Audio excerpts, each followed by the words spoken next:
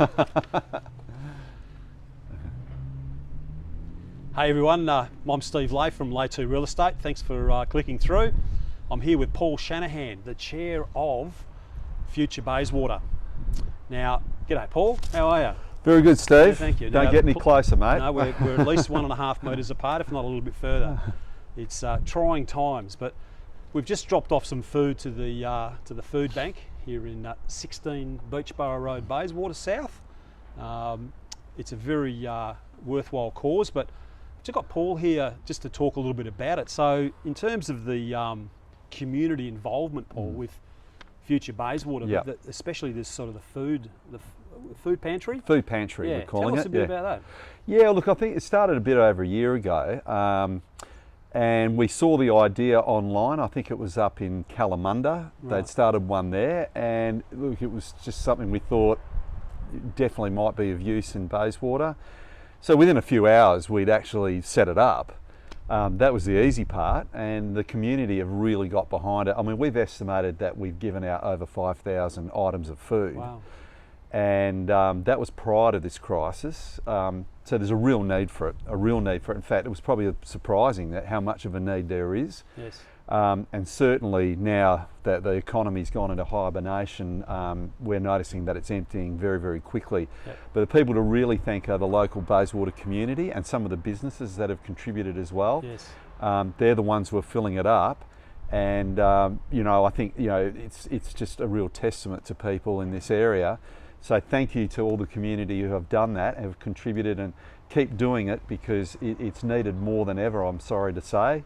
And it's really the community that are the heroes here.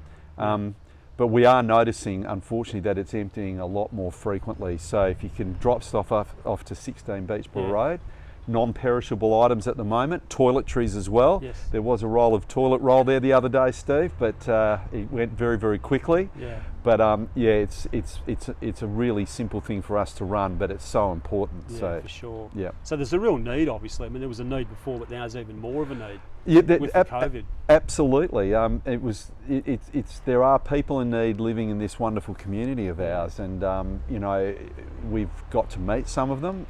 There are some really confronting stories out there, and you know, there are even more now. People who are finding themselves in a really tough situation of not of their making, and you know, if we can help in any way like that, that'd be fantastic. Yeah. And you know, Bayswater steps up every time, so we've got to keep doing that. That would be great. I mean, I've been around for 28, 29 That's years right. in Bayswater, and that's what I love about Bayswater is the community. Yeah. They don't always agree with each No. other, but the underlying community Yeah. spirit is very, very strong in this suburb. So, Absolutely.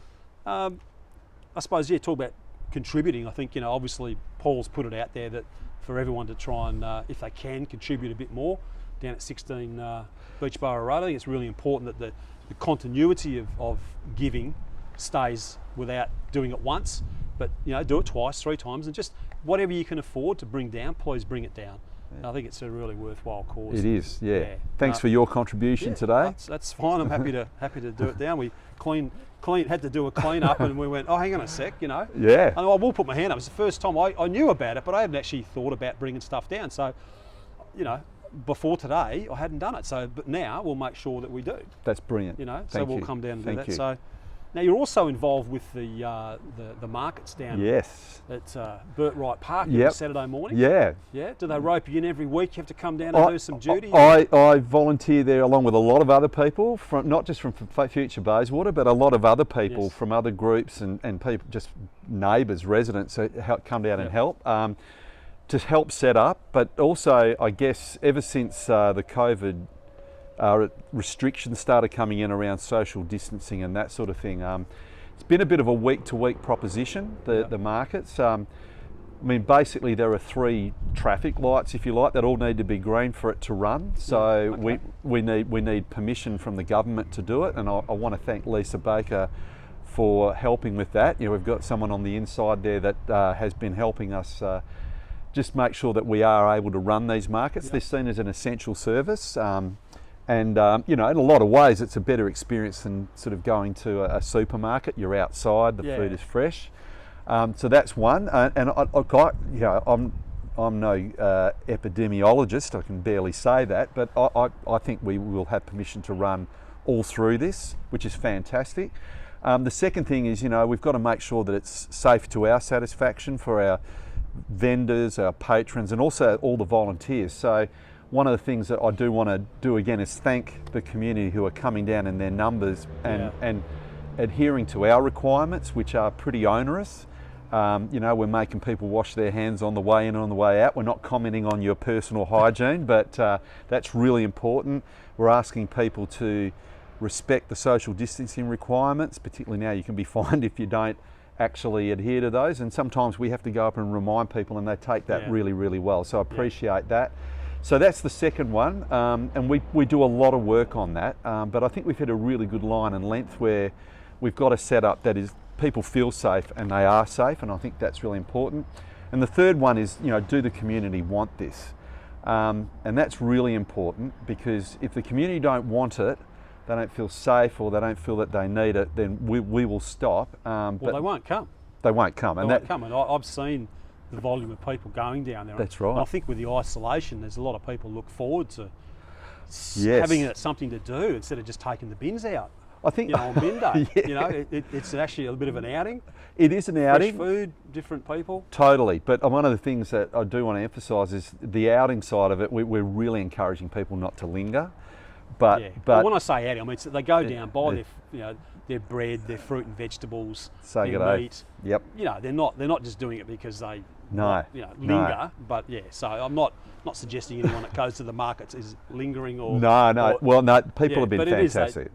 It's a bit different to going to Coles. Totally different. And look, there are regulars, there are new people, and it's always great to see them. And again, to get behind those markets has been really, really gratifying. And if people don't feel comfortable, they don't come down. But we're noticing the numbers are going up. In fact, we're one of the few markets that are still running, which is a really interesting position to be in. I was talking to one of the vendors. They actually they were involved with another market, and they actually shut it down, and they've had nowhere to go. So the ripple effect is that the Bayswater market's actually helping other vendors. Correct. With a place to come. But they're great, and they're great people, and their produce is fantastic. So, no, it was something that we started obviously in different times, Steve. But it was something that we knew the community wanted, because there'd been surveys done by the Baysy Rollers when they first started about what would you like to see in the town centre to revitalise it. That actually came out number one by a long way. So we've got some great sponsors. The City of Bayswater have been amazing. I really want to thank their officers in particular. They and Emma Snow, our place manager, they've been really, really helpful. But they've also given us a lot of in-kind sponsorship, waived a lot of fees that we normally would have had to pay, that enormous in cost. Also want to thank the Bendigo Bank, because they are one of our major sponsors as well. And Sean's right onto the community. He loves it. He's fantastic. He's fantastic. The board. G'day, Sean. Hi, Sean. And the board are wonderful to work with. So they saw the potential in this for the community and for themselves. And I want to give a shout out to Bendigo Bank. They are a very competitive bank, and I know that some of our members have been really interested in their products and what they've got to offer. So it's interesting, because I'm actually going to be doing an interview with Sean. Great. Either this week or next week. We've sort of penciled that in. But that's great. They've got some really some news, which is great. They are just critical to that town centre's health, and they're great to work with, full stop. But they've been great supporters of the markets as well. So it's worth having a chat with Sean. He's just a nice bloke. But Mark Andrietta down there, he's the lending manager as well. Absolutely. Shout out to him as well. They're just obviously talking about Future Bayswater with the markets, and then you've set this up at 16 Beachborough Road with the food pantry. But what do you see going forward with after COVID-19? Do you have any thoughts on that at all, and for Bayswater in general? Yeah, look, I think I think a lot of people are giving thought to not only getting through this, but what things might look on the other side. Our focus is the town centre. That's what it's always been, and it's fair to say that the town centre, from our point of view, has struggled over the. I've been in the area for a quarter of a century, like yourselves, and absolutely, hasn't really changed. For us, you know, it's always been a bit sleepy, Paul. Been a bit sleepy, and we think there's a lot of potential. You know, we're still going to have the second busiest train station in Perth, right on our doorstep. We see that as a big opportunity. Is that still happening with all this going on? Oh yeah, yep, that's still going ahead. That's part of the METRONET project. So, you know, for us it's about people, place, prosperity. You know, we've got a really great place filled with fantastic people. And we think, you know, the combination of those two things, plus the train station, can lead to prosperity on the other side. It's about businesses, but it's about customers as well. You know that far better than me. Yeah. And I think that, you know, we would love to see, you know, more people living in the town centre, because they are going to be customers. Then we can see more economic sustainability down there. So we are giving a bit of thought to that. I might be the chair of Future Bayswater. I'm certainly not the talent. There's a lot of really talented locals in this area, and a lot of them are involved with Future Bayswater. Some come in and out, but some of them are really giving a lot of thought to that and have some expertise in that area. You know, I think leveraging the METRONET opportunity is going to be even more critical for this area if we're going to come out the of It's this. not going to happen overnight though, is it? No, this is going to take years. I think. Yes, absolutely. 5-10 years. I mean, this is. It is. Is this a longer term sort of? It's not an instant fix, is it? No, it's a long-term project, that's for sure. And I mean, you know, a lot of the changes that I'm advocating for, you know, I'm of a particular vintage, Steve. I don't know if you recognise that. A lot of the things that I'm advocating for with Future Bayswater, I may not be alive to see them, but I think it's really important that, you know, we leave this joint better off for the generations in the future that are to come and the future residents. And you know, I think we owe it to the businesses that are down there taking a punt on the town centre to really plan down there carefully and properly, but do plan for more people. I think that's really, really important. But you're absolutely right. I mean, it's, you know, this what we're going through at the moment probably sets that back even further. But it's important we try. There's a lot of speculation around when it's all going to finish, but it'll finish when it's finishing. I mean, the virus doesn't have a watch. No, it's going to do what it's going to do. So hopefully we all get through it in a healthy way.